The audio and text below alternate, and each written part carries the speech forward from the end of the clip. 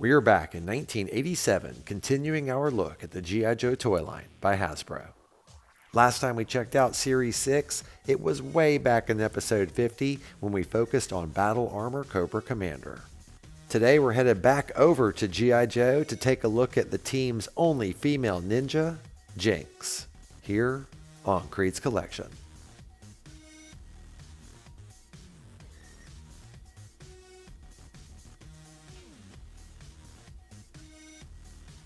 Hey, and welcome back to another episode of Creed's Collection.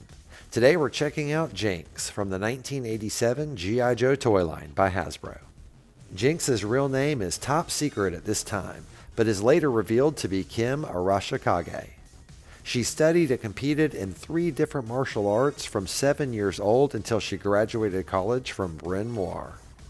After being officially initiated into her family ninja clan, she was recruited to the Joe team by none other than Snake Eyes.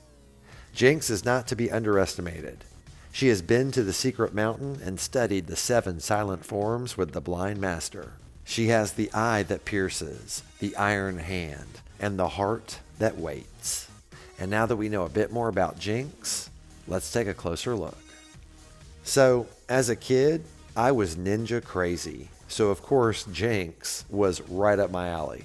And if you exclude Storm Shadow, she is by far the most traditional and cool looking ninja in the entire toy line. She's a fairly minimalistic character with a red color scheme and her dragon embroidered on the front of her outfit there. Her sleeves go down into these black cuffs, and she's also got a black belt tied around her waist. But maybe the funniest detail of all is that Jinx has her nails painted red. That's right, a deadly international assassin has time to get her nails done. Oh, hello, Jinx. Hello, Lady J. Oh, I love that shade of red on your nails. Where did you get it? Oh, it's just a little something I whipped up myself. From the blood of my enemies. Oh.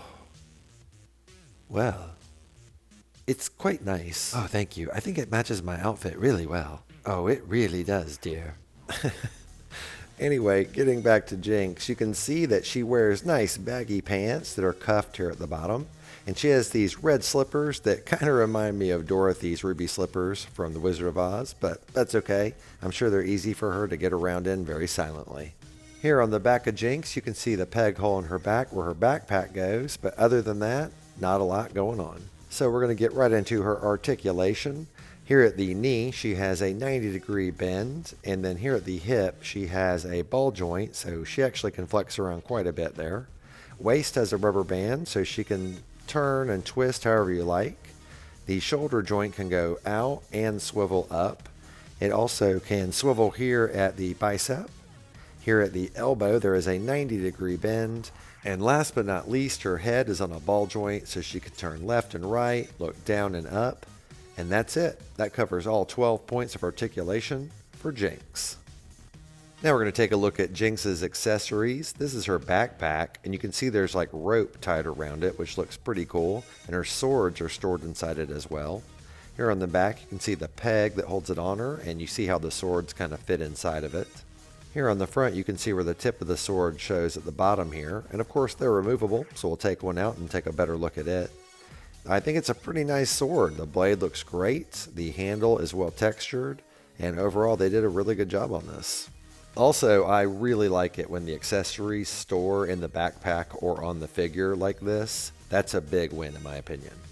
And like all G.I. Joes, you simply peg the backpack into her back, just like that.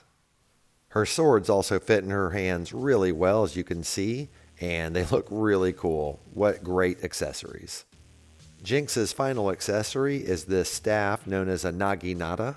The blades on the end here look cool. There's a textured handle right there. It's smooth in the middle, and then another textured handle there. And in general, this thing just looks really, really awesome. And of course, she can also hold that really well thanks to her swivel arm battle grip. Jinx definitely has some of the best accessories in all of G.I. Joe. On the inside of the left leg of Jinx, you can see her copyright, 1987 Hasbro, and then on the bottom of the figure, made in Hong Kong. Before we move forward, here's a quick look at Jinx's file card. If you'd like to read it, pause now. And now for our He-Man size comparison.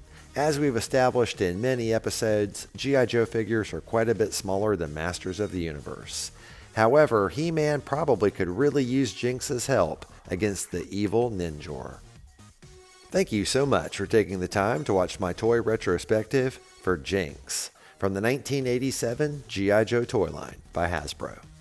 Jinx is absolutely one of my favorite figures from the entire G.I. Joe line.